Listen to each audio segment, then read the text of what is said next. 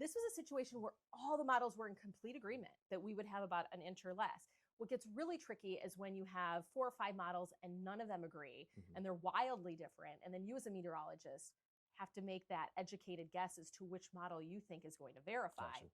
This wasn't one of those cases. So, any meteorologist would have predicted about an inch or less, but there were some changes in how this was panning out from the atmosphere with wind direction, wind speed, the intensity of the snow, all in real time.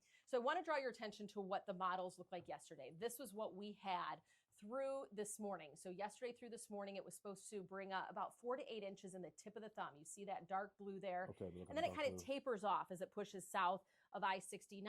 So that was the forecasted model we had to work with.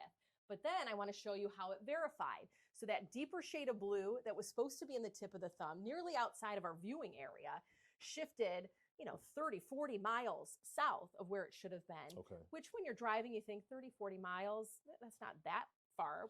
But what a difference that made for folks that were driving. That's the heart of Metro Detroit, the most populated area. Especially when you're dealing with those winds too. Oh, yeah. And still dealing with some brutal winds today that's going to blow that snow around. But then that was really the range we were forecasting, just not in this particular area. So everything kind of shifted down. And I'll say this much, as a meteorologist that's forecasted this region for more than a decade now, I think models struggle with lake effect moisture. Gotcha. Okay. So you have to take into account that the lakes aren't completely frozen over. That was an incredibly cold air mass. And so what that cold air does is it pulls the warmer moisture from the water up into the clouds and it dumps back down as those big fluffy flakes. And we just saw it become more organized and widespread yesterday.